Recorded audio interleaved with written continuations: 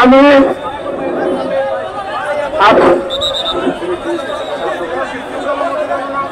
কেউ বিশৃঙ্খলায় কান দেবেন না। আপনারা আমাদের পিতা বলছেন, আপনারা আমাদের যন্ত্রণা বলছেন। আপনারা বলেছেন যে দক্ষিণাঞ্চল বন্যা কবলিত, এটা আমাদের রাষ্ট্রের নাগরিক। সেই ভূমিকাকে লক্ষ্য রেখে আমরা একটি সুন্দর জায়গায় আমাদের এই সমাবেত অবস্থান করে আমাদের বাণী পৌঁছে দেব। আপনারা সবাইকে একমত? আপনারা আমরা যেখানে সেখানে দাঁড়িয়ে চলে গান দিলে আমাদের দাবি আদায় হবে না। যেহেতু আমাদের পক্ষে সমন্বয় গঠিত হয়েছে, তারা বিভিন্ন মন্ত্রণালয়ের মধ্যে দিয়ে বিভিন্ন আমাদের ডিজি মহোদয়ের মধ্যে দিয়ে তারা অনেক কাজ এগিয়ে নিয়ে গেছে।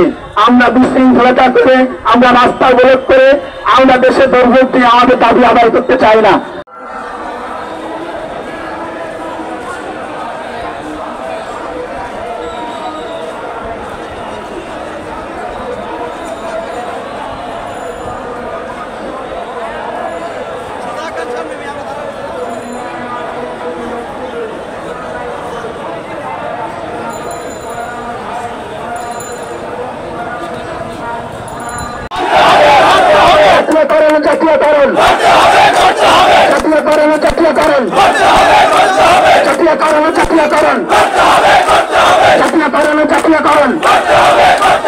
জাতীয়করণ করার লক্ষ্যে আপনারা প্রধান উপদেষ্টাকে আহ্বান করছি আমাদের সকলের পক্ষ থেকে, ডিজি মহোদয়কে আহ্বান করছি, প্রধান উপদেষ্টা মহোদয়কে আহ্বান করছি।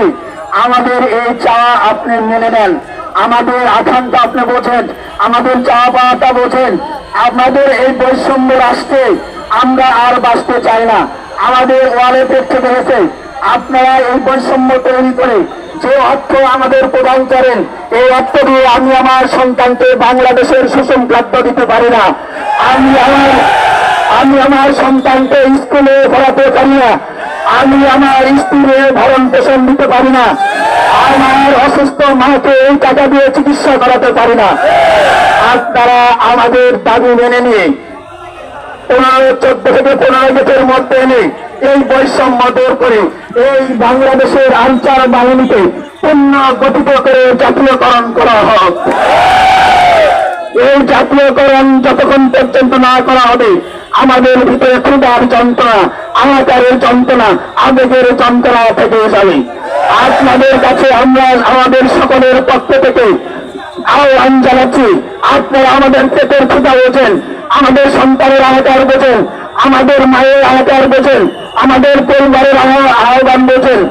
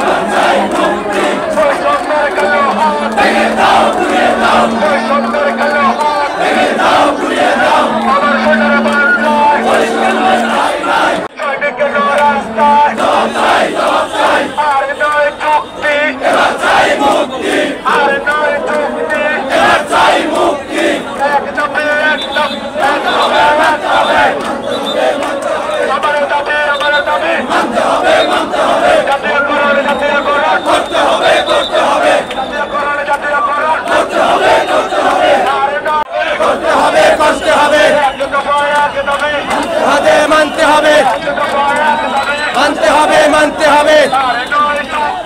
এবার চাই মুক্তি, এবার চাই মুক্তি, এবার চাই মুক্তি, এবার চাই মুক্তি।